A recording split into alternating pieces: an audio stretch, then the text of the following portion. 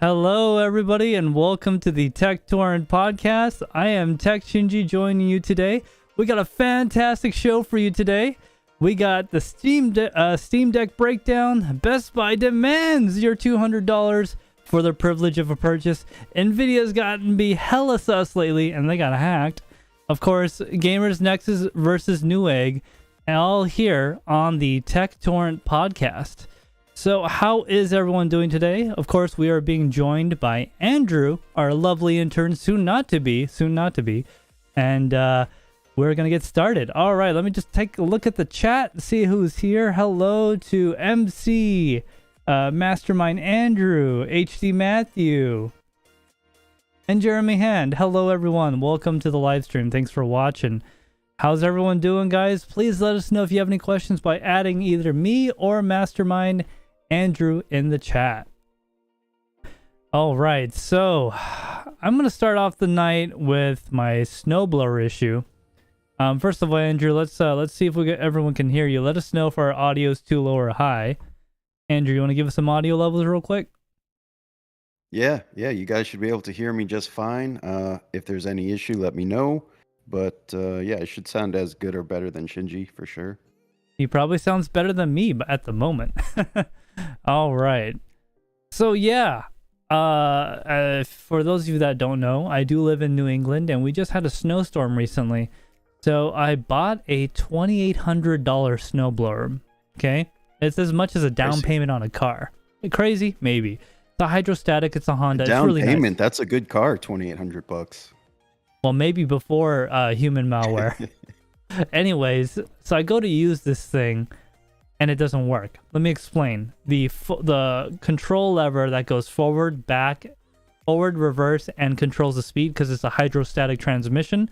The linkage actually bent because the tube going into the machine is like a bicycle sleeved cable. Somehow water got in there, even though it has waterproof boots, and it froze the cable. And now it can't go in forward. It just, because of the pressure and it wouldn't move, it just bent the actuation bar. Now, normally this wouldn't be a big deal, okay? The problem is, I paid $2,800 for this snowblower. I shouldn't be having these stupid problems like on cheap models. Luckily, being in New England long enough, I have always had a backup snowblower. Not as good, kind of a junky one, but it always runs just in case. So I was able to get my backup out and dig myself out of the snow. But I mean, come on, you pay that much money for a snowblower and it breaks on you for those stupid little things. Oh, I was not happy. That's more on a personal note, of course. Did the cable break or was it just frozen? The cable is totally frozen and unmovable. Even when I grabbed the tube and tried to break all the ice inside of it, didn't move. Because by that point, the actuation bar, so it's like a bar with a stiff rod linked to a cable that pushes it in. Right. That part has already bent and broke by that point. So Did it wouldn't actually break? It actually bent to the point of unrepairable. So I tried to bend it. Do you think this will be able to be fixed without new parts?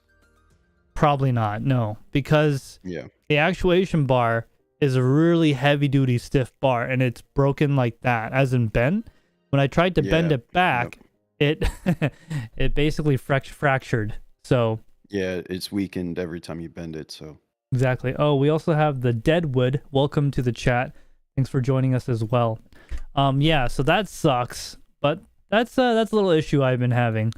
Another thing is, so if you guys have been following my Twitter or Instagram, I posted a photo today, actually, about an hour ago, with no context. If you guys want to know what it is, you should go check it out and follow me on Twitter at TekShinji, of course, or Instagram. It's a picture of 11 GPUs. 9 of them, so 10 of them are 3090s. 2 of them are Kingpins, by the way, and 1 of them is a 3080 non-LHR. You know, just a little something. You guys can figure it out. Put in the comments below what you think it is. So yeah, I did tweet that out. I'll be talking about that a little bit later in the stream, but there'll be probably a video coming out about that one day. You'll see. So yeah, that's what's been going on with me. How about you, Andrew? You do any tech purchases in the last week? Me? Yeah. Yeah, so I bought this coffee. No, I'm joking. In the last week, let me think. No. Not tech related. No, it's all coffee related actually. Oh. Okay. No, for me, anyone who's been watching the stream the last few times will know I purchased an Nvidia Shield. And I've had a few issues with it. Basically, two major issues. One being that the Plex media server does not serve media. And that is like an advertised feature of the Nvidia Shield Pro, that it can serve media via the Plex media server app. There have been a lot of issues surrounding this app since they released an update to the device to Android 11.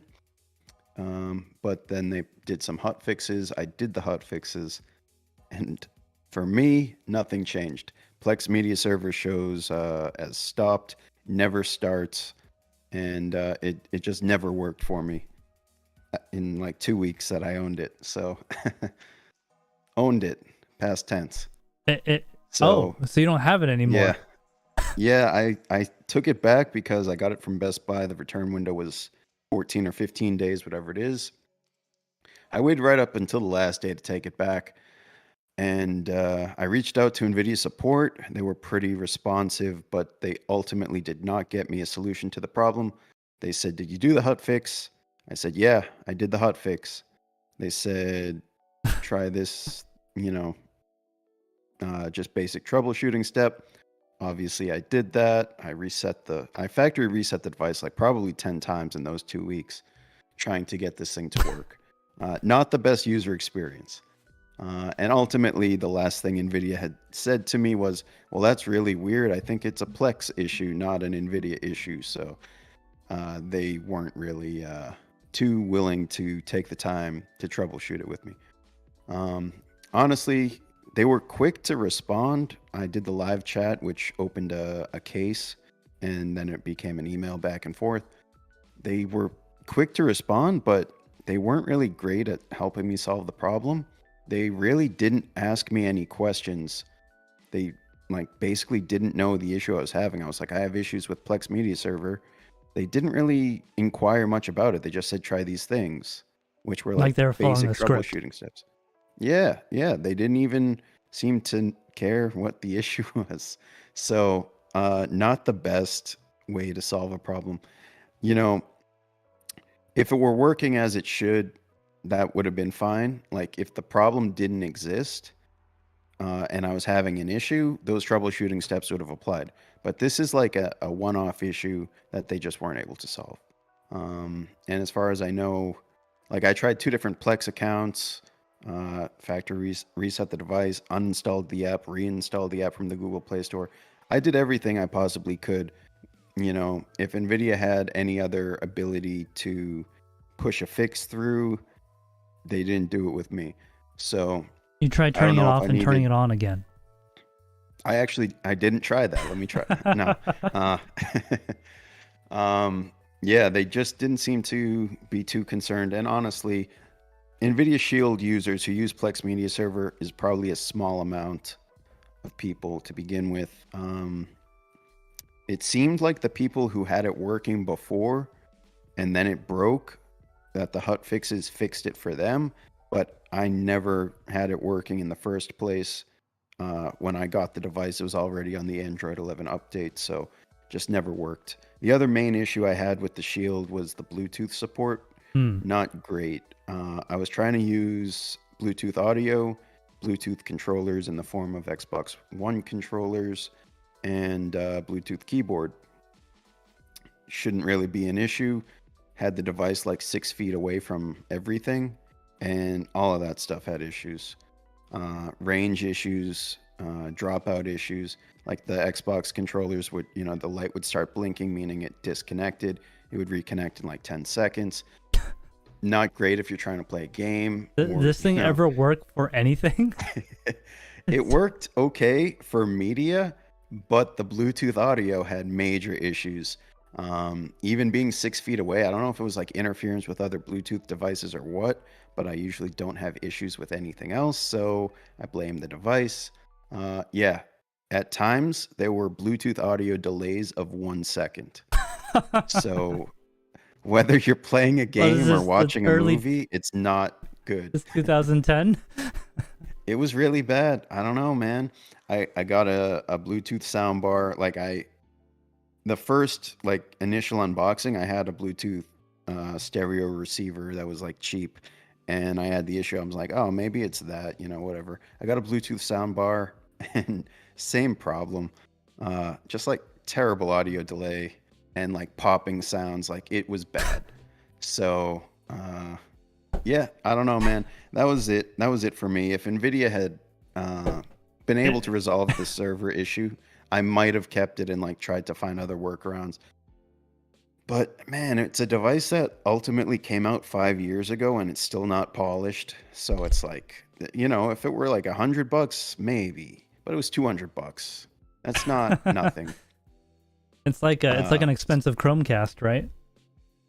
Yeah, exactly. So it went Without any of back. the features it's supposed to have. Yeah, yeah, exactly.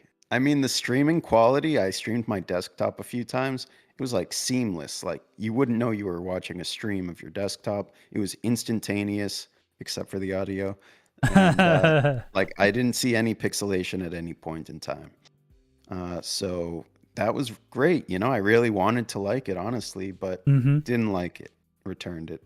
So for gaming, I decided to go with an Xbox. Went with the Series S for $299. It's basically the only one that's in stock anyway. But yeah, I mean, I'm gaming on the couch at 1080p, so I didn't need a Series X. I didn't need an optical disc drive because I don't have an Xbox game library anyway. So I'm planning to do the Xbox Game Pass on it and just do that for the next year or two. Try that out because that seems like the best value for someone like me. I don't need to go out and buy all these games. I'll never go through all the games on the Xbox Game Pass library anyway. So I'm just going to do that. Look at it as, I'll try and get a deal when they do those like 12-month deals. Try and sign up for a year at a time and see how that goes. But so far, there are a couple games that I have been playing because I had them through Xbox 360. When I had an Xbox 360 and Xbox Gold, Xbox Live Gold, they'd give you games with gold. And that stuff stayed in my profile and it was able to be downloaded digitally and played on the new Xbox, which is cool. Also, I have Forza Motorsport 7 for PC, which is also, when you have it for PC, you have it for Xbox. So I've been playing that. That works well. So all in all, Xbox can't get away with shipping a console before it's complete and done. So the experience has just been seamless. No problems at all. I'll have to figure out a good way to stream my desktop. I think I can cast to it. So I'll try that out and see how the latency is. And my computer's not so far away that I can't use a Bluetooth controller directly into the PC while casting the screen to the Xbox, but I don't know if it'll be usable for playing games depending on the latency. But I still have a console at the end of the day. You might So better you might have than my Shield experience. you might have to get a fiber optic dongle like Linus did and put it on a whole totally different room, like on a different floor. Wait, what was it? Well, you know how Linus had his like ultimate PC like in the room behind the room he uses his computer in. So there was literally Yeah. one fiber cable powering, giving him video, mouse, keyboard, all of his peripherals was going through that one fiber What is cable. that, Thunderbolt? Yeah, it was like Thunderbolt 3 something super. It was like something high end that Over hasn't fiber, come. yeah. Yeah, at the time it didn't come out yet, and Oh he wait, was no, like, no. Isn't it not fiber? It's isn't it no, it was fiber. optical? Well, That was yeah, optical. optical fiber. So Okay. same thing. But All right, yeah, whatever, man. you got to do that, man, if you want low latency. Yeah, I mean, I don't know, man. The Shield just wasn't gonna work.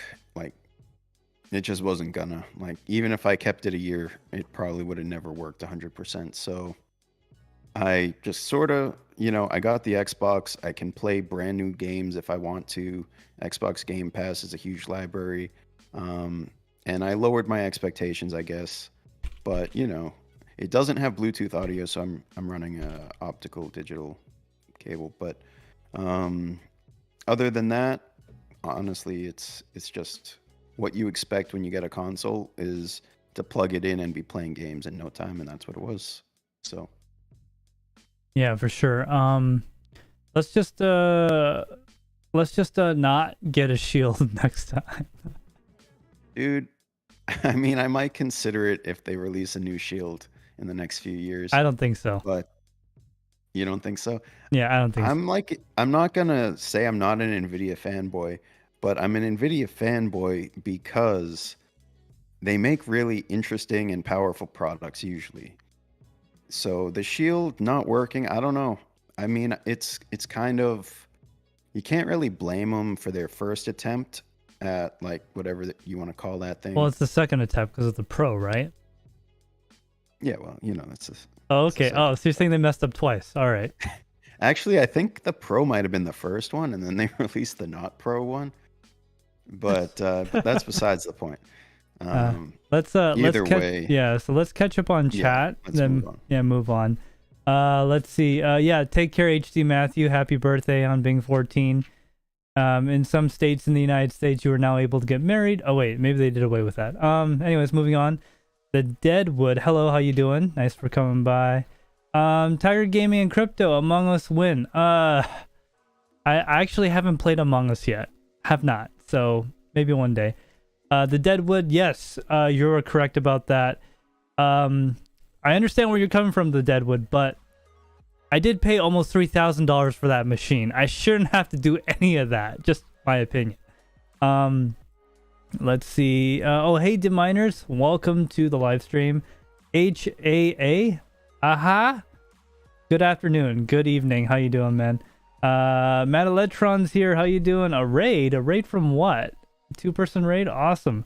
MC's here. How you doing, MC? Crypto Shape is here as well. How you doing? He goes meow. Right, meow. Like from Stormtroopers. Or Super Troopers, rather. All right, so let's... Andrew, do you have anything else on that before we move on to our first topic of the night? We got Matt Electron saying he's got 2 Nvidia shields. We'll address that another time. I don't think we have any more allocated time for Nvidia Shield talk. Yeah, we're kind of we kind of already burned through that. We'll visit at the end if he's still here. Yeah. Okay. All right. So, moving on to our first topic of the night, the Steam Deck. You all heard of it, you've seen it, and you've seen the beautiful Schleren photography from Gamers Nexus. All right. So Andrew, why don't you tell me what you know and what's going on with that wonderful new device? The Steam Deck, yeah, it's an interesting product to say the least. There's a lot of talk about it on the YouTube. Like the YouTube tech tubers, not necessarily like being gaming focused, but they're talking about this quite a bit for something that is gaming focused. So the device is a handheld gaming device.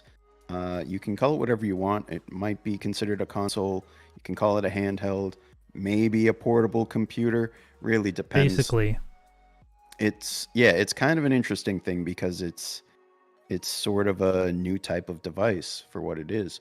So it has 3 different price points. You have the base model, which starts at $399. I think it's a good starting point, but with that price point, you only get 64 gigabytes of storage, and it's eMMC, which is, if you don't know, slower storage. The next price up is $529, which is pretty big jump. And that's a big for jump. that, you get a 256 gig NVMe drive. Not really, like, I know they throw in some other stuff, but like nothing like really, like I think you get a carrying case. But either way, 256 gigs on, let's call this a console for right now. That's that's not a ton of storage anyway. So I don't know if it's worth the jump unless you're going all the way to the top tier, which is 649, which has a 512 gig NVMe SSD. Now that is a significant price tag in my opinion. 649 is not cheap by any means. But for that, you get the 512 NVMe, and that price point also gets etched anti-glare glass. So let's talk a little bit more about it. It is a device, it's a handheld with a 7-inch touchscreen display, 400 nits, 1280 by 800 resolution. So it's a little bit sharper than 720p. It's basically 720p, but it's 16:10 instead of 16:9 aspect ratio. 400 nits is great. You should be able to use it inside, outside, no matter what the scenario is. 400 nits is plenty bright for most cases. Curious to see if there's any issue if you don't have the anti-glare, but still, it's pretty bright. It does have a micro. What's up? I was gonna say, so the APU, what do we want to call it? The CPU, the actual hardware, changes between the tiers. Does it? Because I didn't see that on their own website. No, that's what I'm saying. Does it? It doesn't. It does not, right? Oh no, it doesn't. It doesn't. So like, why not just buy the $400 one and just put a bigger SSD in it? You know? Yeah, that's the one thing. Being that it's eMMC, I think you can do that anyway. I think they're using the same slot. You can do that with the other models for sure. The 64 gig, you'd want to double check though. I don't know if they're using a slightly different revision on the PCB to use a different type of storage device. They did say that they all use M.2 2230 form factor, so a 30 mil so it's a short one SSD. Half the size. Probably, I don't think they make any 2 terabyte ones. Maybe 1 terabyte. Oh, SSDs, can you imagine that? Well, following up on that, it does have support for UHS-2 and micro SD. Oh, really? Memory cards. Yeah, that's pretty sweet. Yeah, so you can still throw a micro SD, and the nice thing about that is it's external storage. I mean, it's internal, but it's external. It's removable storage, so you can, have as many micro SDs as you want with games on them. So yeah, I mean, and they make those up to 2 terabytes, I think. Do they? I don't know. Maybe they do. I think 1 terabyte, 2 terabyte one seems to be kind of rare, and I wouldn't recommend that one anyway. Yeah, but you got like a handful of 256 or 512s. Each of those, like if you got a 512, you could probably put at least 5 games, probably 10. Most games that you're playing on Steam are not 100 gig games. Yeah. I mean, you could download Call of Duty like 5 times on that thing, you'd be full. So. Yeah, maybe you'd be lucky to get 5 full installs with that. Maybe 4.5. So speaking of games, there are a lot of games that they haven't verified, but they do have, I think, something like 400 Steam Deck verified games ready for launch. And there's some that just haven't been tested that are going to work fine as well. Basically, just getting into the specs a little bit deeper, let's go over the hardware. So we talked about storage and the screen, but for memory, it has 16 gigabytes of low-profile DDR5 memory, which is nice. DDR5, that's nice. Yeah. That's sweet. I think it's soldered, but it's got to be soldered in that form factor. No way, yeah. Like that. But 16 gigs should be plenty. Like I haven't ever seen a gaming situation where you need more than 16. So, especially when you balance it out with the rest of the system. So the APU it's running is a custom 4-core 8-thread Zen 2 plus RDNA 2 APU from AMD. And if you don't know, there are also AMD custom APUs in the Xbox Series and PS5 consoles, but those are 8-core. Yeah. The nice thing about this one is it runs between 2.4 and 3.5 gigahertz, depending on AMD's boost algorithm, temperature based and load based. But it uses between 4 and 15 watts. So this thing only uses 15 watts at its peak, the APU specifically, which is not a lot. When you think about a handheld, obviously you're going to have a limited amount of space for a cooling solution. So you don't want to burn your hands either. Yeah, exactly. So Even at 15 watts, I don't think it's going to sustain that, but in bursts, I'm sure it will. Yeah, so the GPU has 8 RDNA 2 CUs up to 1.6 teraflops. 8. So it's about a third about a third of the power of an Xbox Series S, which when you consider the Xbox Series S, even though it's the cheaper console that Xbox has on the market right now, it's still like it's a console. This thing, the Steam Deck, fits in your hands. And It's it a runs little on bigger. battery. It's about double the weight of a Switch OLED. Yep. But you got to figure, unlike the Switch, this thing has built-in Wi-Fi, Bluetooth, 40-watt-hour battery. They're claiming between 2 and 8 hours of gameplay. Obviously, it's going to depend what games you're playing. It's not like a Switch where the games are optimized for that device. With this device, you're going to be playing games that are optimized for computers. So your gaming experience is going to be customizable. You can select your resolution, you can select the level of detail and tune it to your liking. So it has trackpads, joysticks, D-pads, and gyro inputs. It has a single USB-C jack for charging peripherals and video out. So only one jack. That's kind of unfortunate. What's that? I said only one USB-C is kind of unfortunate for a device like this. Well, USB-C, you can get a hub. And they will be... I don't want to carry any more freaking dongles, bro. Yeah, but what would you use 2 devices for on the go? What if I want to charge it while I'm streaming it or something, or using my USB-C headphones or whatever? In other words, I can't charge it and do something else on the go at the same time. Like a mouse and keyboard. It's true, but well, actually, just get a Bluetooth mouse and keyboard. Okay, as long as it doesn't have any latency. I mean, that's what the hub is for, but they will be releasing a dock or a docking station, whatever you want to call it, which has like DisplayPort, HDMI, gigabit Ethernet, and obviously some more USB ports. So you could go from taking this mobile, let's say it's in your backpack, and if you wanted to use this as like your primary computer or just game on it at home at a desk, you bring this thing, you just plop it down in this dock and plug in the USB-C cable, the single cable, and it's going to charge, give you wired Ethernet, and give you support for up to 2 displays right there, plus your peripherals, which I think is pretty cool. I didn't see a price on the dock yet, but that just goes to show that this is really a computer at its core. So unlike most consoles that we've come to know, they are welcoming customization and different use cases, which is pretty neat. Like, depending on how powerful this thing turns out to be,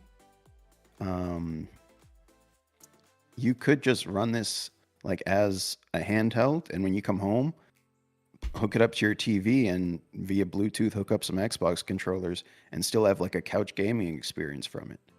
I don't think it's going to be a poor performer at like 1080p level of performance, because it's a third of the performance of an Xbox Series S, but an Xbox Series S targets 1440p. So if you dial that back to 1080, I think you're going to have a pretty good experience, even with modern games. I think I covered pretty much all of the actual hardware specs. In terms of software, it runs SteamOS out of the box, which is a Linux-based operating system. But being that it is just really a computer, there shouldn't be any reason why you can't install Windows.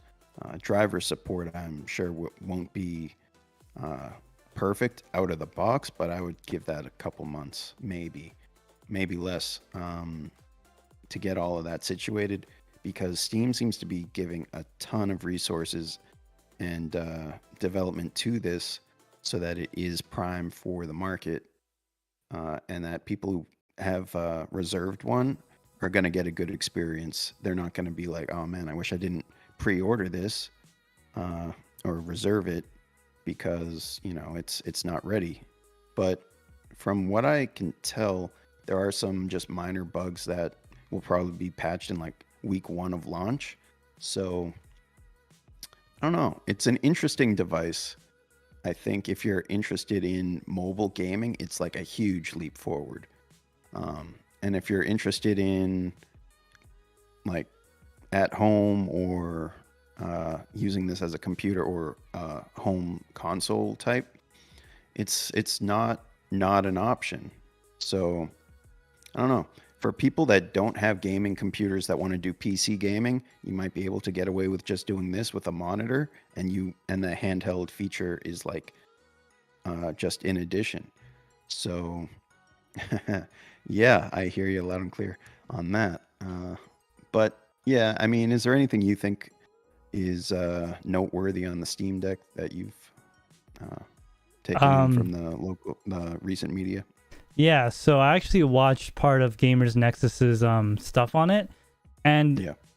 at least their conclusion, which I happen to agree with the stuff I've seen, it seems they have a really good hardware foundation that is very difficult to change in the future. So you already got good hardware, software updates and all that can be downloaded in the future. So we got a good platform for many years.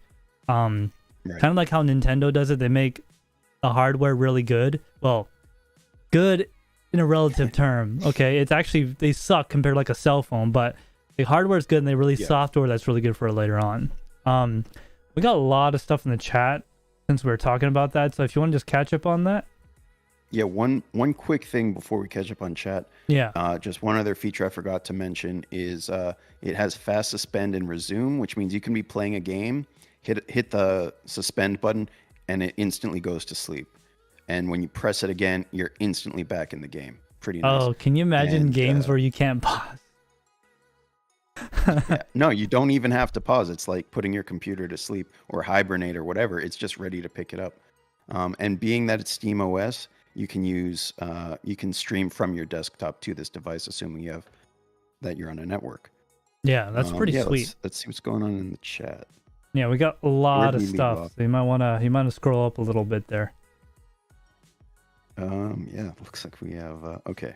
Yeah, so since you've been talking, a lot of people have joined from a raid from somewhere. I don't know what raid this is, but apparently there was a raid. So thank you to everyone that's joined. Thank you to everyone that's joined.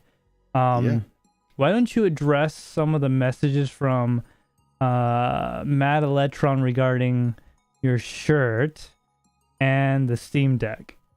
Yeah, I don't even know. Oh yeah, this is the EVGA 20th anniversary shirt. Why don't you show people what it looks like? Yeah, I think they can see it. I don't know. Yeah, that's it's just like a gold crest. I'm not really sure where it came from. Yeah, apparently I ordered this shirt a few months ago, even though their 20th anniversary was 3 years ago. They had extra. They had extra. Yeah, I guess they didn't sell out right away. Maybe it was a required item to buy a GPU. Yeah, I don't know. I'm not touching that. Yeah. Matt Electron's Steam Deck is Linux. Yeah, so I know you're a big Linux fan.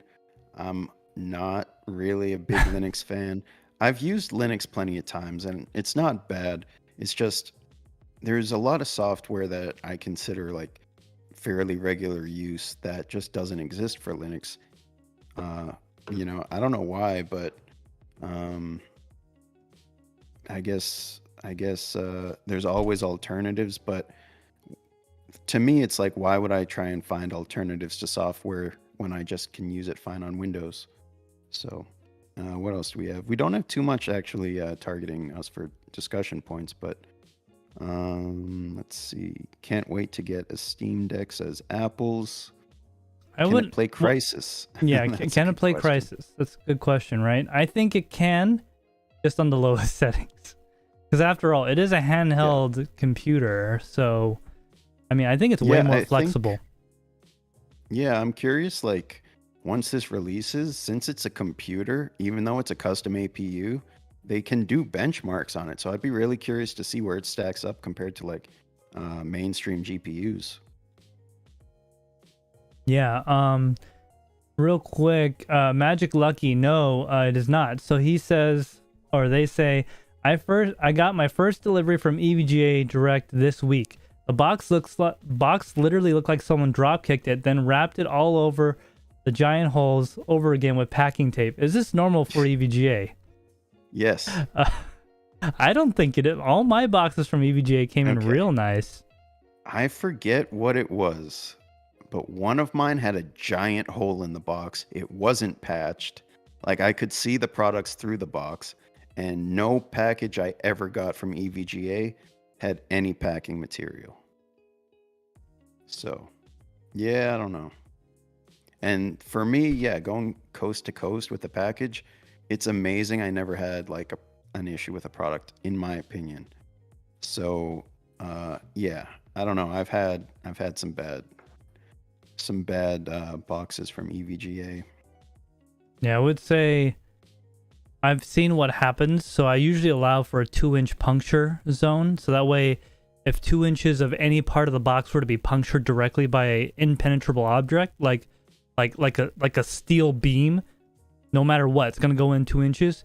I make sure to pack all my things to where if it had a 2-inch puncture, it wouldn't damage anything, because I just know how things are these days, especially when you're hiring delivery people off the street without any interviews or anything or any training, just tell them to go to work. They kind of don't care sometimes, but yeah, you know, it's a different job for everyone. So I'd never gotten a box like that from EVGA. The worst I've gotten from EVGA looked like they took the box and rubbed it on the ground, but there was no damage physically to the box like that. It wasn't crumpled or anything. It just looked like they just planed down like a 1/4 inch of cardboard off one side of the box. Yeah. Okay, so yeah, Tony Lau, we like to try to stream in the highest quality possible. Me and intern Andrew have actually done several hours of testing and painstaking work to make sure this stream is in the utmost quality, and the clips also are in a good resolution. Oh, Yankee's in the chat. How you doing, Yankee? This gives me a great idea. Oh no. I hope you're not rubbing GPUs on the ground. All right. So, Andrew, do you have anything else? Because if not, we're going to move on to our next topic. Yeah, let's see what you got next. All right. So, let me just give a timestamp here. So, kind of speaking about all that. So, we all know the Steam Deck is pretty cool and stuff, but guess what? When it does come out, technically it's already out. If you want to buy a Steam Deck, Best Buy may put it into their category of in-demand items, which you need to pay a $200 ticket for. So if you guys do not know, Best Buy is getting bad again with a $200 requirement to buy certain items. It's called the Total Tech Subscription.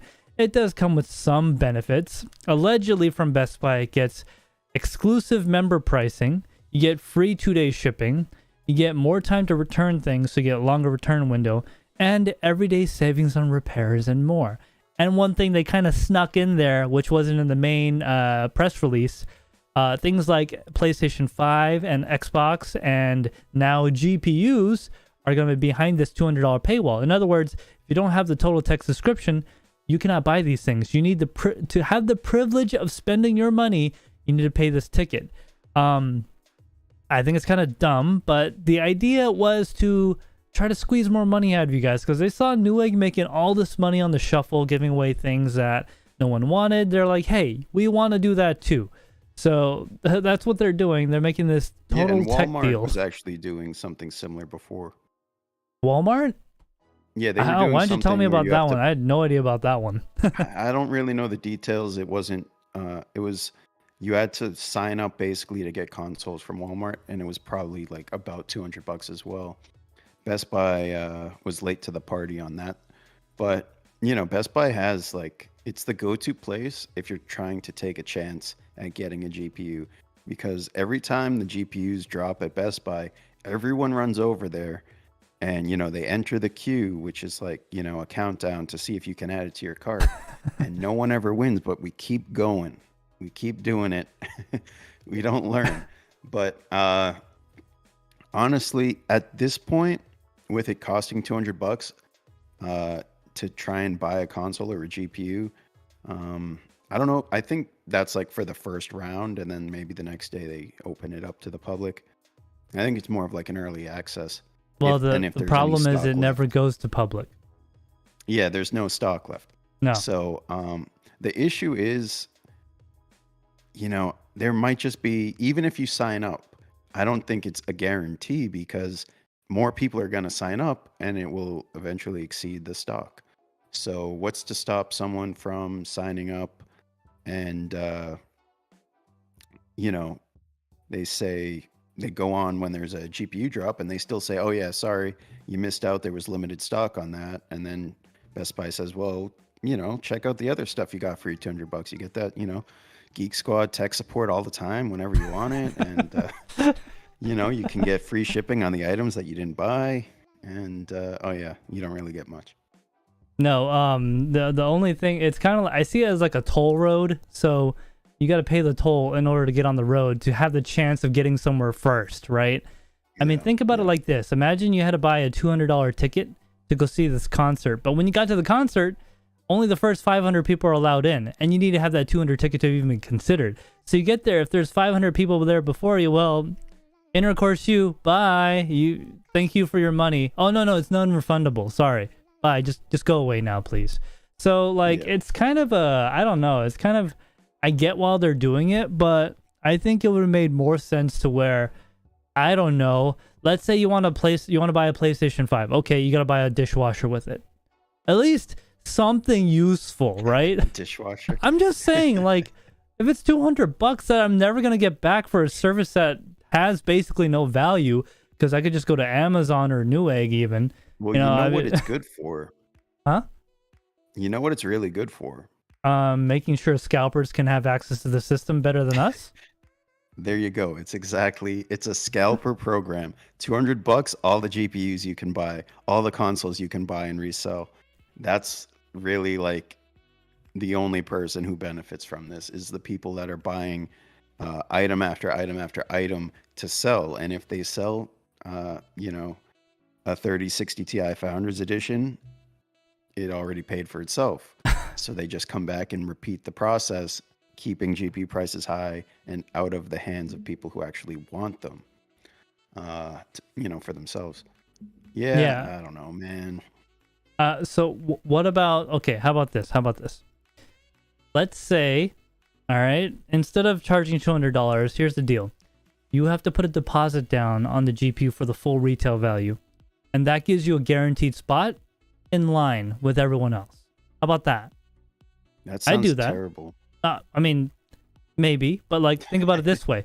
All the people that are scalping are now going to have to tie up hundreds of thousands of dollars in limbo for a chance to get a GPU. That'll make scalping almost disappear, in my opinion. Because that's the biggest barrier to scalping. What? Not even actually, no. It sounds more like a shop BLT tactic. No, they're not, but shop BLT doesn't charge money. No, I know. Yeah, so basically a 3080, let's say it's, $700 MSRP. Fine, they'll take my $700 and when my time comes around, I get it. Yeah, just like a layaway. Want, $700 tied up. Well then I'm not going to buy a GPU from them. In other words, all the bots that go insta-buy, now all these people with bots and scalpers are going to need real money to get a chance to get a GPU. You know what? That's a great idea. I'm going to go on eBay right now and list, 3090 Founders Editions for $1,500. I just don't have them in hand, but you can pay me now. And as soon as I get them, I'm going to start shipping them out. I mean, that's a Ponzi scheme, no?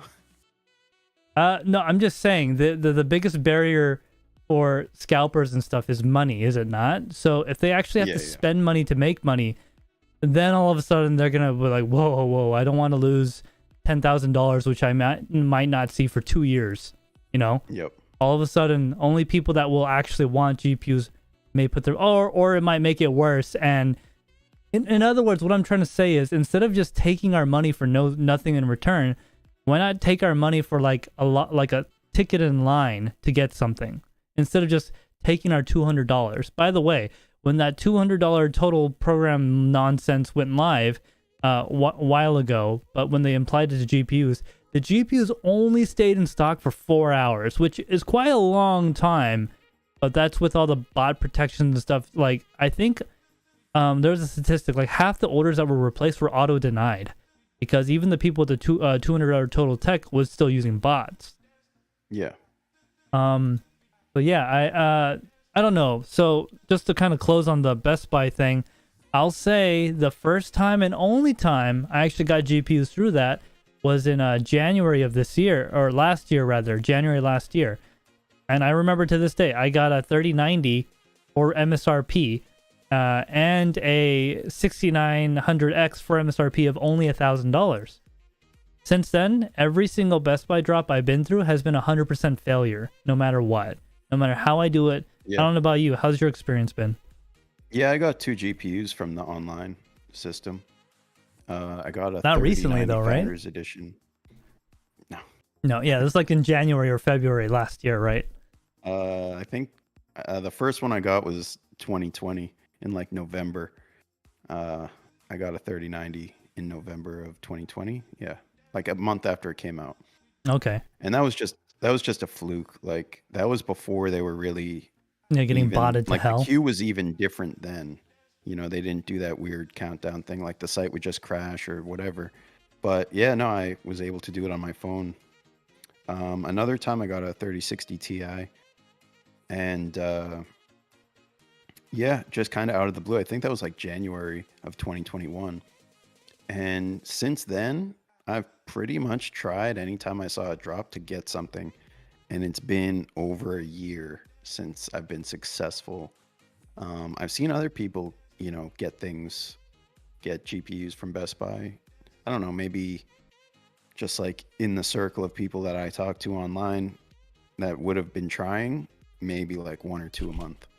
So, and that's probably like, I don't know, less than, you know, probably like 5% of people that try seem to get them like once a month total. So, yeah, I don't know. What the paywall basically does is just make it a smaller pool of people fighting over the same thing. So, well, a smaller pool of people to have money. In other words, poor people so you get can out. decide, like anyone can decide for themselves if it's worth it to have better odds, because that's what it is. It's just better odds. You know, it's not a guarantee, but your chance is definitely better. If I didn't have a GPU, I'd probably consider it. Yeah, I mean, honestly, like, look at the market. It's everyone looks at me and complains, but just wait. I'm seeing GPU prices drop drastically. Okay. Oh yeah, definitely. Like they're 50% lower than what they used to be only 4 months ago. Okay. In 4 months, they dropped 50%. Okay. Like that's just, okay. Trust me. I'd say within the next 6 months, they're gonna be under MSRP. Like, it's gonna happen. When, I can't say for sure, but it's gonna happen. As the sun's gonna come up tomorrow, it's gonna happen. I just say just wait. I mean, really, if you need a GPU for work, I'm not saying just wait, but like Micro Center seems to have some. It's usually the AIB cards that are a bit more expensive. Yeah. Mm-hmm. But like even for AIB cards, it ends up being the more expensive ones. But if you just want to get one, yeah, you can get one now. And honestly, like on certain variants of cards, even on eBay, like the markup isn't that significant now. It used to be like 50%, 100%. On some cards now, like if you're looking at Strix cards, the markup isn't nearly as much as if you're looking at Founders Editions. But it's only like $400 versus $1,000. Yeah, something like that. Well, I mean, a Strix 3090 is $2,200 now. That's it. Yeah, exactly. Yeah. So it's only $700 markup. Yeah, but it's pre-markup. Yeah. I don't know. That doesn't make me feel any better. But yeah, honestly, like the LHR cards are getting pretty reasonable in price now. I mean, I would say both cards though. Yeah. That's what I'm saying. Like even non-LHR cards, too. Yeah, FHR and LHR cards are literally the same price bracket right now. I don't understand why. Maybe it's because it's not the miners. Maybe. Just saying. Anyways, all right. Yeah. Did you have anything else on Best Buy? I would just say if you're still trying to get a new card and you're not already in EVGA queues, jump in the EVGA queue because there's really no point in not doing it. Whether you get an allocation or not, it doesn't hurt just to throw your email in, and that's free. Yeah, So, exactly. yeah, I mean, I think it really depends on what comes out next from Nvidia and AMD, but I think in the next like half a year, maybe somewhere in the summer, we might actually even see GPUs on Best Buy shelves. Yeah, I mean, So, I'm for certain of it. Okay, like it's gonna happen. I mean, it's happened 3 times before. History repeats itself. If there's anything we've learned. All right, so we're gonna move on to our next subject, which is gonna be from our lovely Andrew. So Nvidia has had a cyber attack, guys. Surprise, surprise. So why don't you tell us about the cyber attack that Nvidia's had, Andrew? oh, they had a cyber attack? Oh, yeah. Allegedly. Yeah. This isn't a big topic, so we're just gonna kind of just skim the surface of it. So there have been reports that the chipmaker Nvidia, who I think we're all familiar with if you're watching this stream, that they've been the victim of a cyber attack yesterday. So the reports say that the attack compromised Nvidia's internal systems, including their email, and that, Nvidia confirmed that they're investigating an incident, but says business is uninterrupted while they evaluate the nature of the event. So they are not sharing additional information. They wanted to make that clear. And it has not been revealed. It has been revealed that this appears to have been a ransomware attack on them. What we don't know is whether or not customer information and data was targeted or compromised, because NVIDIA doesn't really like to, say more words than they have to. And all they said was, yeah, we're investigating an incident. That's it. That's all they said. So the rest of the information was more or less gathered from different journalists and different news outlets. So what does this mean for NVIDIA, and what does this mean for their customers? What does this mean for the tech industry as a whole? So I'm not going to get much into the state of the world right now, but bigger companies that have a lot of pull and ties to certain countries that may or may not be friendly with other countries are probably going to be targeted in cyber attacks like this. I think it's a great opportunity for companies to put in better practices to prevent incidents like this. But from the sound of it, it sounds like NVIDIA wasn't hurt too badly. And as far as I can tell, everything that was compromised is back up and running. So yeah, ransomware attacks are, just like not good. I just hate the idea of a ransomware attack. Whether it's affecting a company like Nvidia that makes what we know them for mostly is like graphics cards.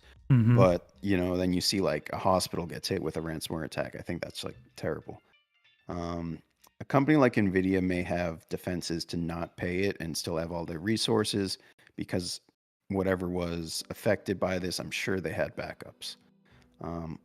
Oh yeah, big So I company don't like think- Nvidia, they probably spent Yeah. a lot of money on backup systems. Exactly. So I don't think this was really a big deal. But if the data that the, we'll call them attackers, if they did get some information that they were holding ransom, we still don't know what that information was. Was it the 3095 Ti Super Ultra that they haven't announced yet? Maybe. Was Ultra it durable. names? Was it names and addresses of customers? We don't know. Maybe.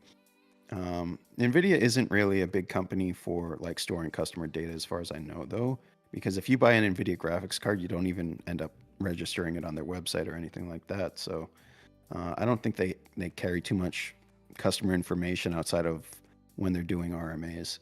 So yeah, I don't know. We'll see if any more comes out on this, but yeah, that's pretty much it for the cyber attack. They were the victim of a cyber attack yesterday, but it doesn't seem to be slowing them down or no word as of yet if like there was a major breach of information. They didn't say so, which, you know, they didn't say it wasn't, but they didn't say it was. So I think if they knew it was, they'd have announced that by now. Yeah. So Magic Lucky, I'm sorry, not Magic Lucky. John Germain says Nvidia cyber attack got the plans to 100% disable LHR. yeah, they got the blueprints in hand to just disable it and defeat it entirely. Yeah, I mean, that would be pretty cool, honestly, but I don't think that's the case. No, it's if anyone, if you talk to anyone that understands programming and like stuff like that, it's literally like trying to talk to someone through Morse code in a different language. It's unless you know the cipher or what they're saying or the language, it's very difficult to break the BIOS encryption. Yeah. Just I mean, how many millions of dollars do you want to spend is what it comes down to, which is why no one has unlocked it yet. But anyways, moving on from that. So I think this Nvidia cyber attack stuff is just going to get brushed under the rug. I mean, I don't think their stock prices even moved like at all. Nothing that would be significant enough to show that they had an issue with this. Yeah. I think it was more of a... Was it Lisa Su behind the whole thing? Hold on. Where's my Lisa Su? Okay, she's not... Okay. No, I don't think so at all. Lisa Su is a wonderful person and would never do something like that. Oh, I'm getting paid for this, right? Okay. AMD wanted that RTX. Yeah, AMD wanted the RTX on because that's all Nvidia has. I will say though, I don't think it was Lisa Su, honestly. I think it was some nefarious individual trying to make money because, you know, cyber crimes are up by a lot. And, you know, it's just a new path going forward, man. Wherever there's opportunity, bad people come in and try to take it. I mean, I could create lemonade, right? And, you know, someone's going to come and steal my formula if it makes money. That's the thing. If it makes money, you know. Huh? I don't even think it was to make money. I think it was more just to cause chaos and cause problems. I mean, it could be. It could be. And bad publicity. So, yeah, and, you know, that goal was somewhat achieved, but Nvidia seems fairly unfazed by the whole thing. Maybe Lisa Su shorted Nvidia, then did the hack. Maybe. And then dumped it for that like $2 loss. Wild conspiracy theories get started here, only on the Tek Torrent podcast. All right. Did you have anything else on the Nvidia hack? No, that's it. So we'll definitely let you guys know if there's any more details that come out in the next few days. This just happened yesterday, so I'm sure there will be, but that's all for now. Yeah, it's very fresh information, and of course, big companies like Nvidia have millions of dollars in PR people to make sure that information is the way they want you to see it. So we don't know anything yet. Let's check chat real quick, then we'll move on to our final subject for the night, and depending on the audience and time, we might go into a AMA session. Taking a look at it, let's see. Micro Center is like rodents of unusual size. They don't exist, Magic Lucky says. That's funny. Magic Lucky, I did not hear that Red Fox finally got his unicorn white 3090. That's pretty cool. I actually had two of those back in the day. Took some nice pictures of them, put them on eBay for $5,000, and that was too low in price apparently. John Germain, Nvidia cyber attack. Oh yeah, we already went over that one. The CPPC Tech says, I was hunting a white Strix but gave up. John Germain says Lisa Su is all about efficient low power GPUs. You think? Could be Intel. Oh, CPPC Tech is saying it could be Intel behind the hack. Yeah, that maybe. I don't know. Yeah, that's another subject we could talk about in a little bit if we have time for it. All right, do you have anything else, Andrew? No, let's see what we got next. All right, so the next up is Gamers Nexus visits Newegg. All right, y'all. So let me give a short summary as I always do for those that may not know. Steve got something from Newegg open box, never opened it, returned it. Newegg claimed he damaged it. Steve's like, WTF, I never even opened the damn thing. I put the return label on and shipped it back.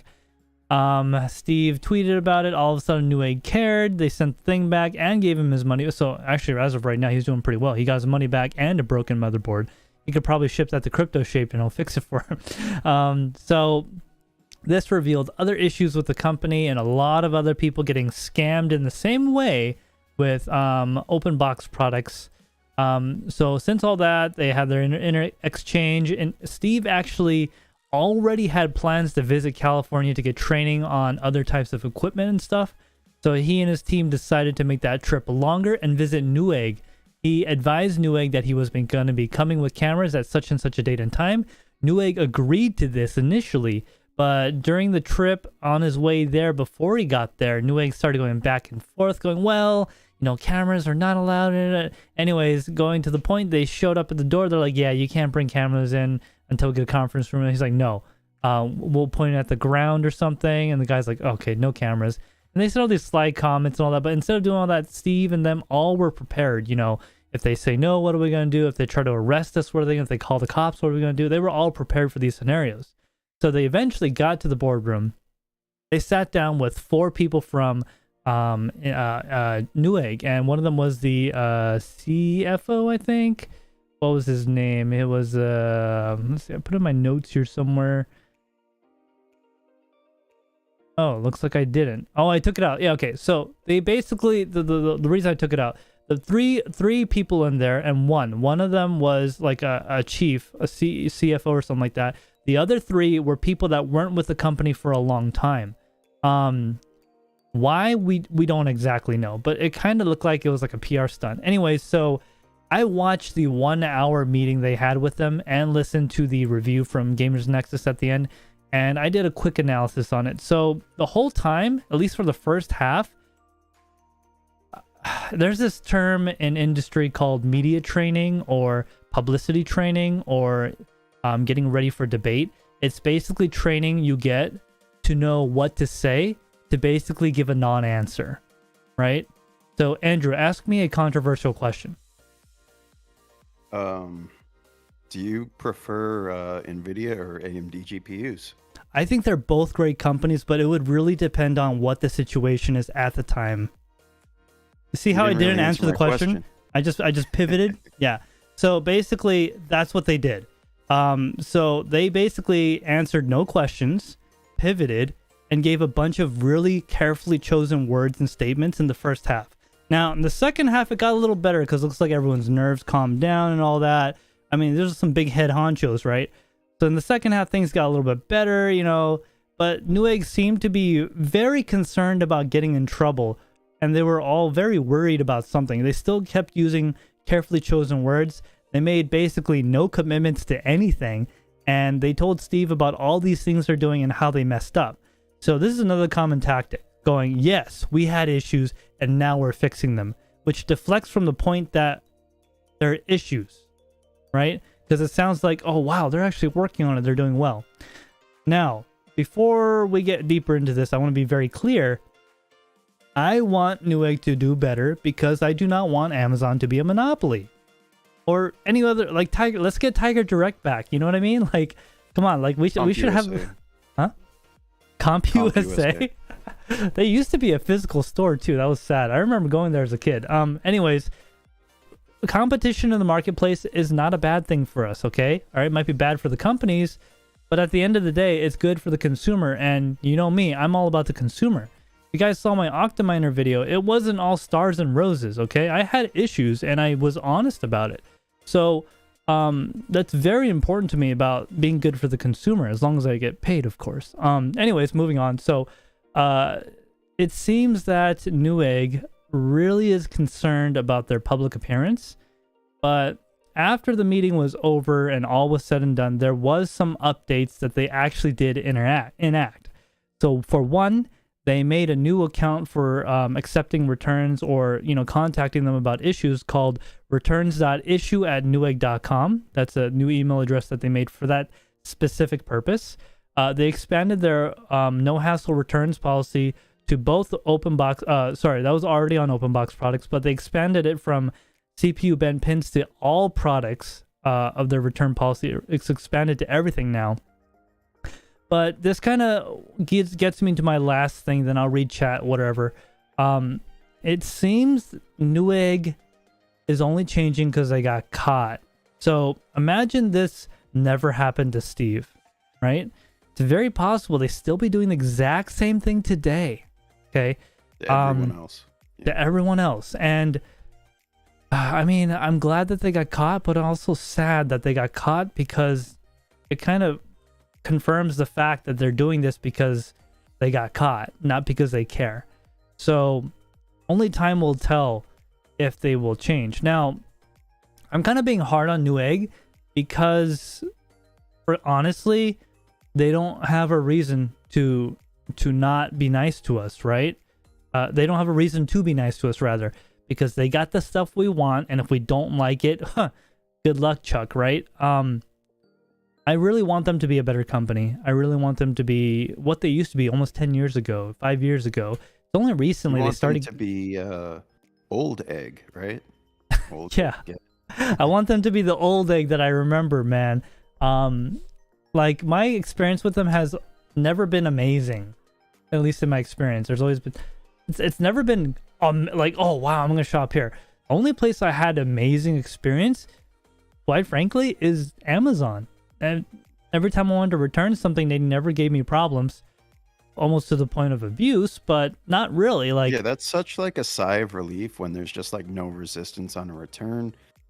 You know, it's the norm is that sometimes they're kind of a pain to do a return.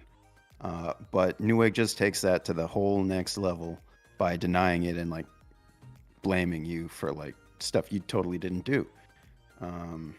Yeah, I mean, honestly, I'm sure they're going to change policies for the better. But that still is kind of like Nvidia getting away with it. You know, everything that they've done up to this point is just everyone is supposed to be like, oh, okay, no big deal. They changed now. And that's just not okay. You know, they still need to be held responsible for what they've done in the past. So, yeah, that's all I really have to say about it, honestly. You know, this is going to tarnish their reputation no matter what fix they implement. And I think it should. Honestly, you know, I'd rather be buying from like someone I don't know than from Newegg at this point.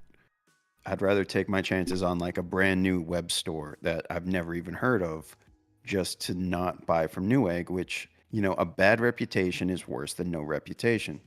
Like a bad credit score. Yeah, exactly. So, I mean, like a bad credit score, maybe Nvidia can improve it slowly over time with, you know, putting in effort to do so. But, you know, it's going to have to be more than just, you know, these fixes now are really damage control to their reputation, not anything because they want to fix the real problem. They want to fix their reputation, you know, going down real quick. You know, they're well aware that social media is such a powerful force in this era. So yeah, it's all about optics and spinning this into a positive instead of a negative. But you know, it's really up to you guys, the consumers, including us. If we don't buy from Newegg, they'll have to do something to get us back. And just saying, oh yeah, we have a returns department now that actually takes returns isn't enough for me. Yeah, I mean, at the end of the day, money's the ultimate motivator, right? All of a sudden, if you tax something, people do less of it. All of a sudden, if a company starts making less money, all of a sudden they want to change. But when a company is being very healthy and making a lot of money and selling exploding power supplies bundled and stuff, it really shows where that company's going. Honestly, like, I understand they're a publicly traded company, right? They're not a private company anymore, and they got to worry about their share. Are they not? I believe they are a public company now. That's what. Anyways, okay. Regardless of that fact or not, I understand that a business is there to make money, but at the end of the day, All right, so let me just give a quick story and we'll move on to the last part. So we all know Boeing, right? Okay. For those that work in aviation, so I work in the manufacturing division of aviation on some sides. There used to be a saying that says, if it ain't Boeing, I ain't going. Okay. They were a company known for safety and innovation. But when Boeing got bought, had a merger and got bought out by basically a finance company a long time ago, their stock price tanked. And then guess what? Their CEOs and all their new board of directors and everything, first goal, make that stock price go up. Cut hours, cut safety things, all these type of things. And guess what? That led to a couple of years ago where we had the failure of the attack of angle sensor, which caused the MCAS system to make the plane go into the ground. We killed 500 people. Boeing killed 500 people. Okay. And to this day, they are basically not criminally liable. They just paid a fine and brushed it off. So I'm not trying to say this in like a callous way, but rather it seems to me whenever a company of any kind gets involved with any type of financial organization is when things go downhill. For example, Blizzard, Activision, okay? Chinese bought them and another finance company owns them, and now they're not as amazing as they used to be. You can see it because they start taking their old products and reskinning them. Boeing had to fight against Airbus because of their new fuel-efficient plane. Instead of making a brand new plane, which takes 10 to 15 years, they just took their 737 and called it 737 MAX. They put new engines on it and stuff and all this other things. But essentially, they just reskinned the new plane. So with that, just kind of like how with Newegg, they're making money, and when the central focus becomes money, I'm sorry, I have not in my life ever seen a situation where when money has become the primary focus, that anything has gotten better. Give me a situation example. I've never seen it. It's only eventually gotten worse and ended in disaster. So, with that said, why don't people get it that if you are good to the customer and they trust you, it doesn't matter how much it costs because you got that customer for life, right? Like, I don't know, Andrew, would you go to a company that treated you like crap but gave you a lower price? I mean, I know a lot of people would, but I don't know. I probably wouldn't. I mean, I wouldn't be like a regular, you know what I mean? Yeah, I'd only go there if it's like advantageous. It was something I'm not worried about returning. Like, I don't mind paying a little bit more for the safety and comfort of knowing they're going to take care of me if something goes wrong, right? Like, it's like, I'll keep buying my tools at Sears because they got that live. Wait, what? Sears doesn't exist. Sears anymore? doesn't exist anymore. Oh man, when did that happen? Okay. No, but like that's the thing too. Like Craftsman Tools got bought up by a company, reliability went down, and it was up to the consumer if they wanted to keep buying Craftsman because it wasn't the company that they basically like the mindset. Oh, I'll buy Craftsman Tools because they're made in the USA and they have a lifetime warranty. When that changes, the customer has to reevaluate if they're still going to buy Craftsman Tools. Mm-hmm. I mean, there was actually a lawsuit where when Craftsman basically went Chinese, lowered their quality, and when someone broke their American-made tool to come in, they would give them that Chinese one. There was actually a lawsuit, class action lawsuit, saying you can't do that. And because of that, they bought back something called the Craftsman Pro Series, which is the thing it used to be, except they're made in America. So that's a nice story you want to look into as well. CPP Tech says, money is the root of all evil, the love of money. Yeah, that's actually like a Bible quote almost. The love of money is the root of all evil. Not money itself. It's the love of it. Do you not love money? Hmm? Oh, never mind. Forget it. No. I mean, I don't want to say that publicly, man. Come on, people are going to think I'm some kind of scam, dude. Wait, is Nvidia still paying? I can't tell.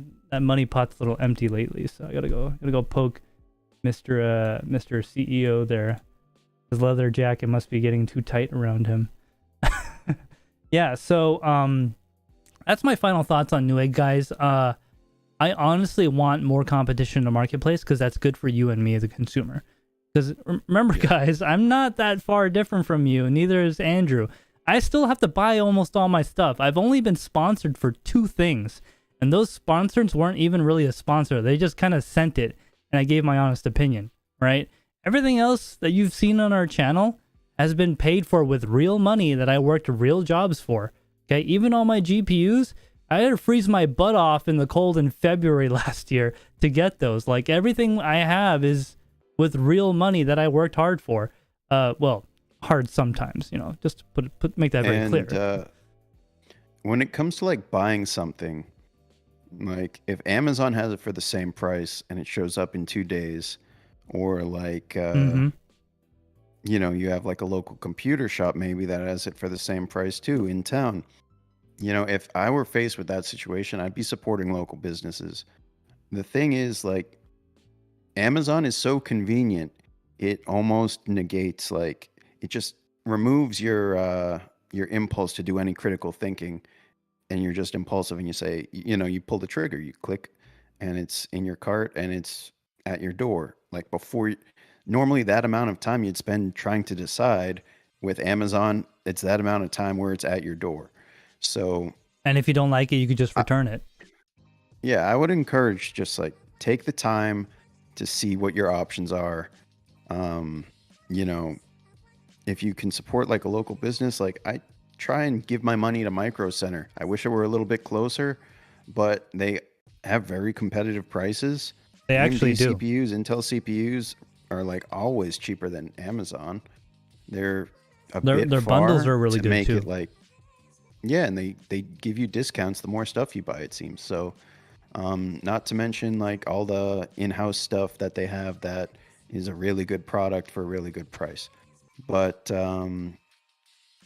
you know, if I start just buying all my stuff on Amazon because it's convenient, and everyone who shops at Micro Center does the same, then there'll be no more Micro Center, and you know, who are we left with?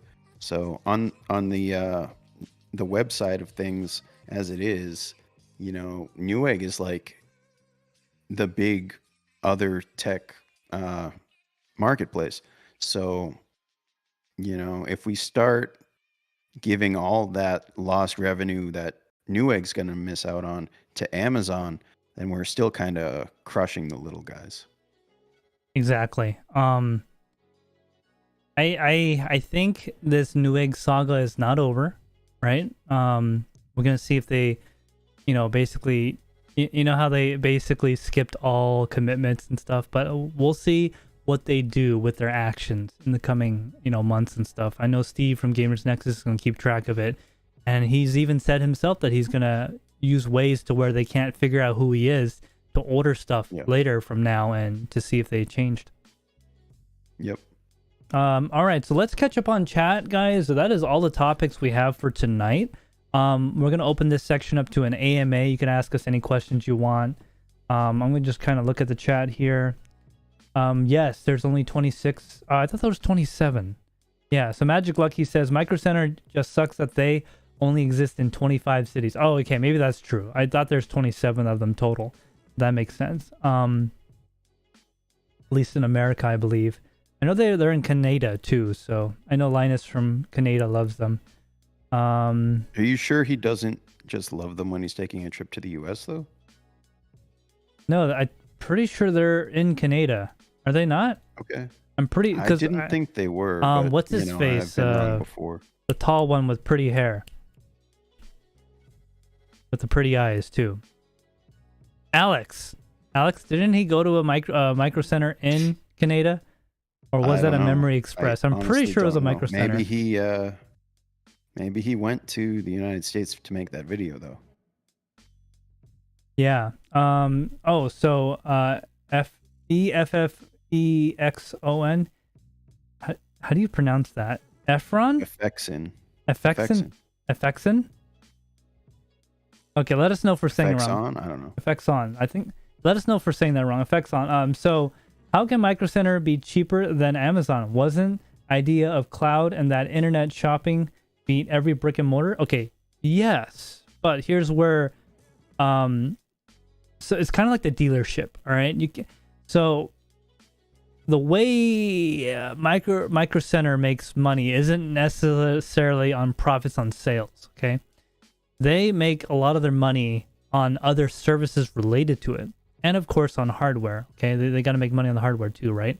So essentially, the way they do it is they can give you bundles. So if you buy more stuff, then they get a more efficient transaction, which will be that of equivalent to buying on buying online. So yeah, you can buy this can of dust off right at Micro Center, but if you buy a 6-pack, you'll get this for free or whatever. So they've effectively increased their sale price per sales transaction dollar per item. So they do a lot of stuff like that, and that's how they're able to stay profitable. Now, as for their actual numbers of profitability, I have no idea. But I know that they are at least somewhat profitable because they do have a booming business per speak, at least in current time. Also, their location is usually pretty well picked. There's Micro Centers usually, like, they never are usually slow. And the people that do know them go there a lot to get stuff. And, you know, just can't beat that customer experience where you can just walk in, talk to someone, they help you make a computer. That doesn't really exist like nearly. You go to Best Buy and they'll just sell you a Mac. You know what I mean? I've never seen the amount of people that go into Micro Center at a Best Buy except on Black Friday. Say that again? I've never seen like the amount of people that are in a Micro Center at any given time at a Best Buy except for on Black Friday. Yeah, I agree. Best Buy's been pretty empty lately, right? Like, a lot of their stuff is online. The thing with Micro Center too is that they'll give you like a great price on a CPU and motherboard combo, but and it's not that their other stuff is like expensive, but just by getting that good price and getting you in the door, you know, they'll give you, you know, you go in and you buy your case, your power supply, your graphics card at regular price. They're happy because they're making that profit, and you're happy to get it all in one place. So it works out, honestly, for like, basically works out for everyone. They're not getting a huge profit on the CPUs, I'm imagining, because even for like recent CPUs, it seems sometimes they're under MSRP at Micro Center. But I think they're happy to have that, you know, having the whole package being bought there, but also developing sort of like a customer retailer relationship. Yeah, exactly. I mean, I'm going to talk about what you said in a moment, Andrew, but yeah, like, how often do you see people just stand in front of a Micro Center and watch people coming out? How often do they come out with one thing? I don't think so. They're always holding multiple things or a big monitor or something. Like, when people go to Micro Center, they have very high ticket transactions. I know that. Just like you were saying, Andrews, yeah, that retail experience is kind of non-existent in the electronics industry. Maybe at an Apple store, it is kind of like that there, but they only sell you one product, which is Apple products. They'll never sell you anything else. So Micro Center, I mean, yeah, they got an incentive to make money. They do. But they also understand they got to be competitive with online pricing. And I don't know, like, they've saved my butt a few times when I needed water cooling parts, you know? Just go down and buy some water cooling parts. I have to wait a week from Performance PC or whatever. So K-Spec says, none here in Canada that I know of, not on my side of the country at least. Yeah, I think they're more like British Columbia, Vancouver, that area. I'm not sure. I have to go look. Thought they were in Canada. Maybe they're called Memory Express there. I'm not sure. Yeah, John Germain says, even when items were in stock at Best Buy, they wouldn't sell to me, saying not available in your area. Yeah, that's what happens to me every time. Oh yeah, guys, if you're still with us, this is the AMA session. So if you have any questions for us, anything about what's going on in the news or whatever, we're pretty much at the end, so we're probably going to closing real soon. Yeah, we'll stay as long as you guys do in terms of if you're asking us questions, but if there's no questions, we're just going to wrap it up.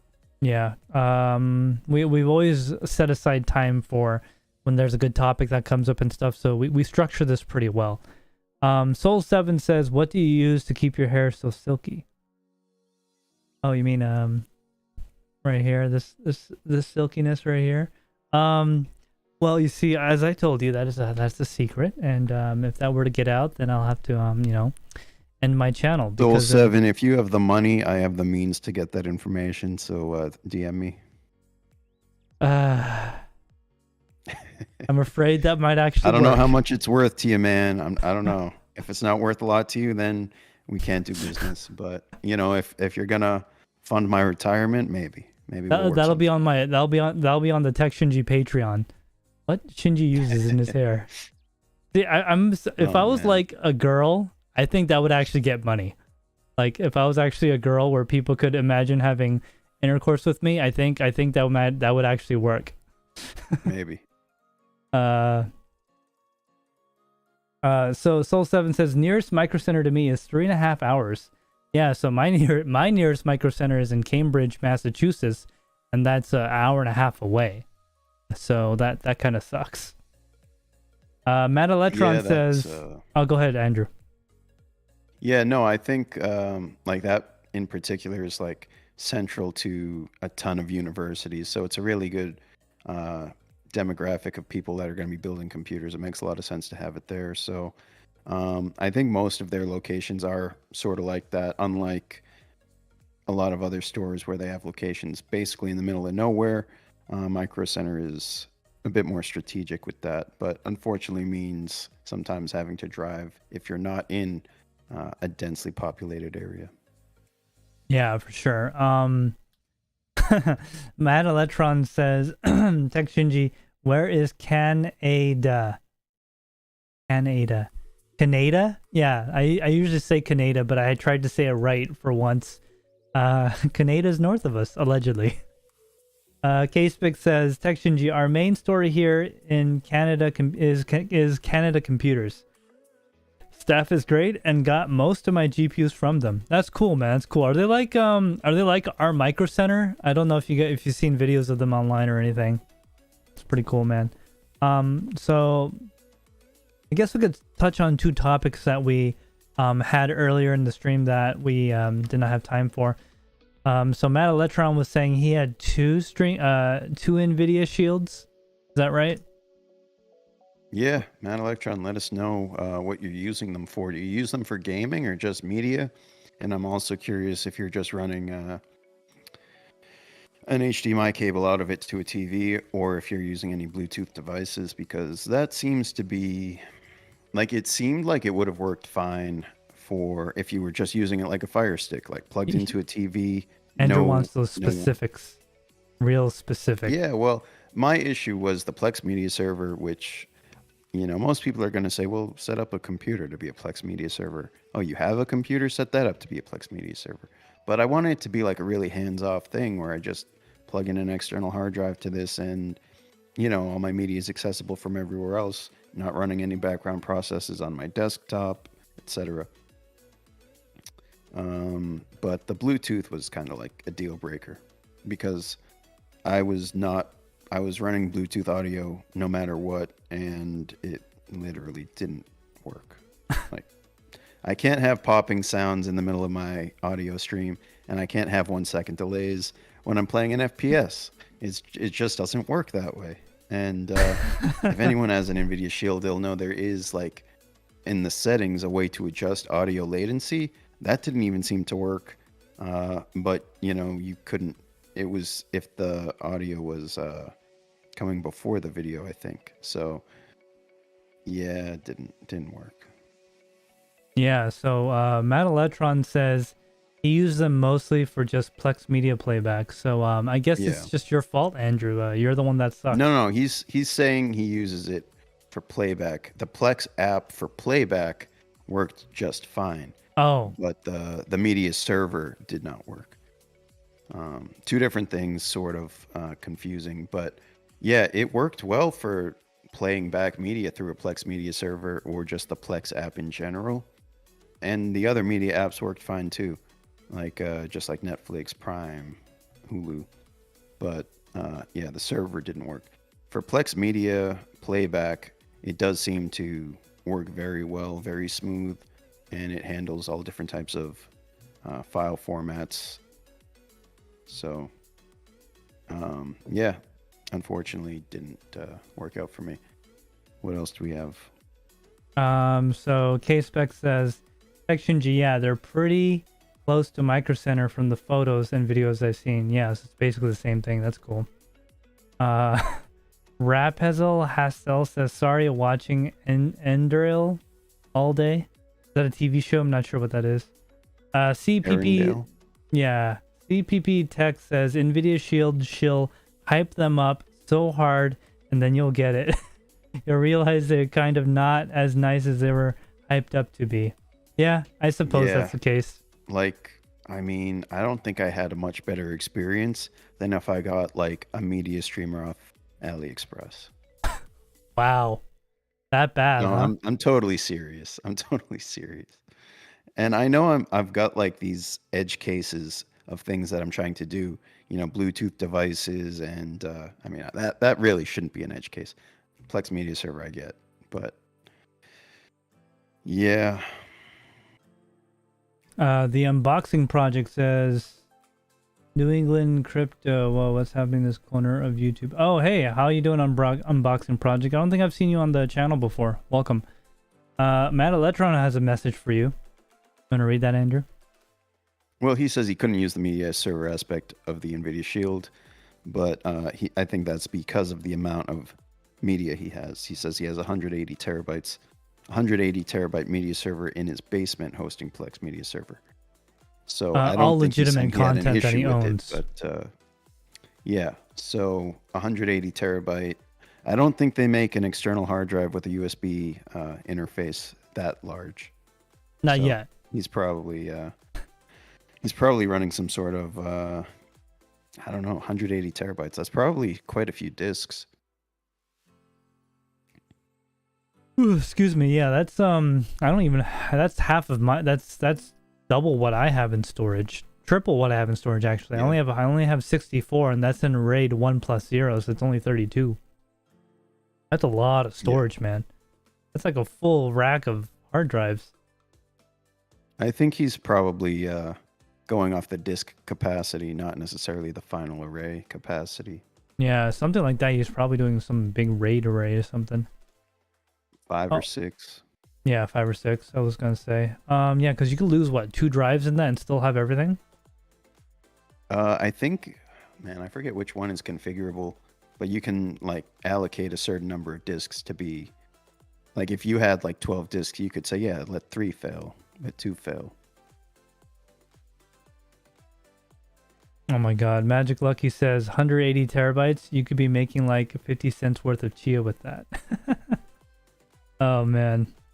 Yeah, so that's what's going on with his shield. As for me, stuff I said I would touch on regarding my GPUs. So this is just gonna be a preview of what's to come, but I sold the farm. The entire thing. All of my farm? GPUs.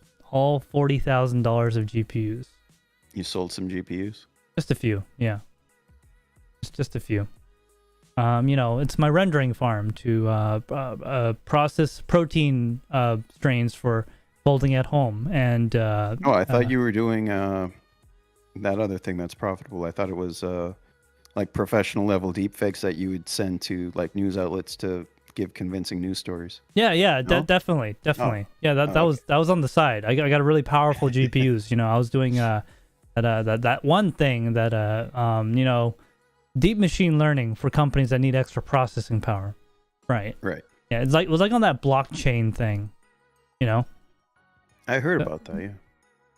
Yeah, so yeah, the whole farm is gone, the entire farm. Of course my offsite farms are still running. Those I will never talk about because they're very secret. Those are in opposite parts of the world and stuff. Not opposite, different parts of the states. Those are still running. Those I'll still have basically forever until something more advantageous comes along.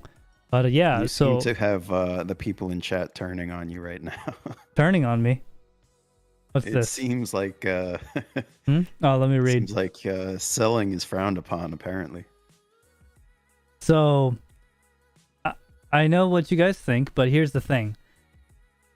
we are at the so you see, this is not a mining stream, but I'm going to talk about it for this 1 second.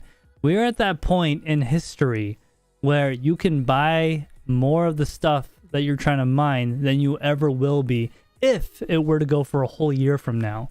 So my theory is if it takes 2 years to mine the same amount that you could sell it for, it's gone.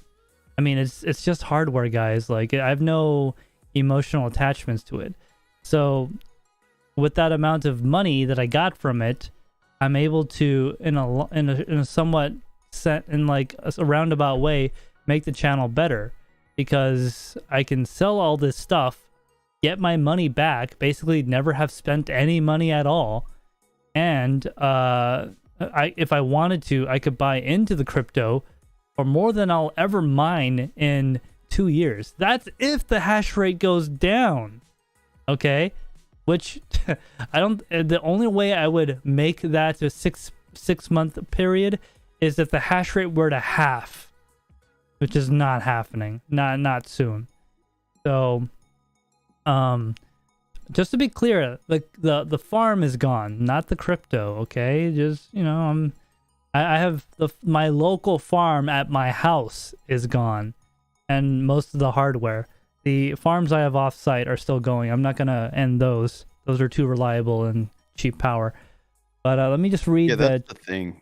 If you had 5 cent per kilowatt electric, might have been a different story. But yeah, if electric isn't cheap or free, then you have to ask yourself these questions. If electric was free, okay, keep running them and just forget you have them. But when that's not the case, you kind of have to evaluate profitability and what, even on a personal level, is that the best use of your money?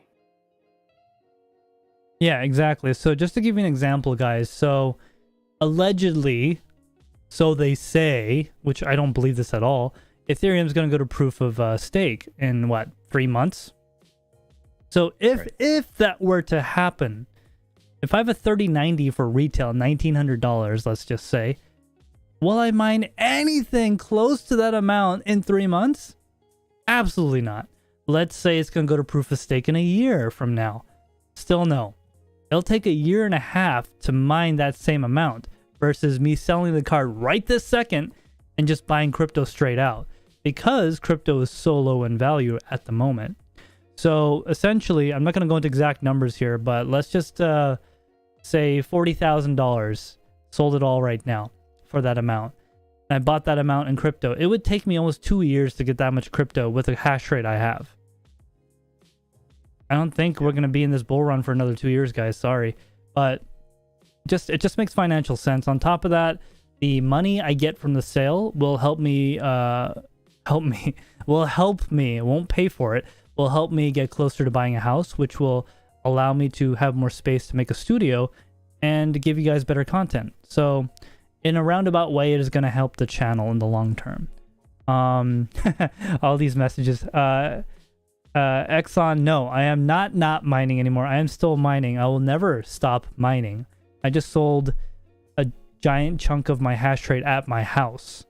Yeah, selling a big piece of your hash rate doesn't make you not a miner, and it doesn't take you out of the hobby. Yeah. If anything, you have a smaller sample of cards to focus on and even go, deeper into the hobby, just in tuning and other ways.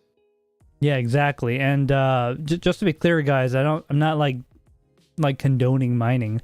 It's purely a financial thing. Like, I like money, right? So if I can, I'm also including the cost of electricity, by the way, just so we're clear. That's why I said it'll take over 2 years. It makes way more sense for me to sell these cards right now, get all that money, and then just buy crypto. If that was what I was gonna do. But I'm saying, guys, the price of cards is falling, and might as well get what I can for it while I can, because I kind of almost missed the train on that. I'd say in like a month from now, wouldn't have been able to get the retail I just sold them for. Magic Lucky, unsubscribe. Yeah, Matt Electron, he FOMO'd out. No, I didn't FOMO out. I got exactly what I paid for them. So, let's see. Yeah, you probably saw that video from DJ Minds. We had a pretty good deal too. So, yeah, DJ Minds is one of the public ones. These other two people I'm selling to, they are not public yet. So after they receive it, we, make sure everything's confirmed. Because, if something were to break in transit, we don't want to have issues where they think I try to scam them or whatever. Of course, I'd give them their money back. I'm not like that. New England Crypto says, now you have to turn on your now you have to turn on your heat. Yeah, that is something I got to do now, right? No, I actually didn't get rid of that much hash rate. I only have to turn on some heat. Let's see here. Matt Electron says, just remember, TekShinji likes money. Yeah, I love money. The Unboxing Project says, oh snap, look at those long flowing locks at TekShinji. Yeah, that's my hair. As you can see, that's the thing about my channel. There's actually, if you're in our Discord, you'll see the secret video that I linked there that only Discord people can see. If you guys are wondering what some of those GPUs that I sold look like, you got to follow my Twitter or Instagram because I posted a picture. Let's see here. New England Crypto says, woo, Tech Studio. Yes, Tech Studio is coming sometime this year. Maybe Q4 this year. New England Crypto says he's waiting for the 4090s. Yes. I will say this, if a 3090 Ti comes out, yeah, I probably will buy it.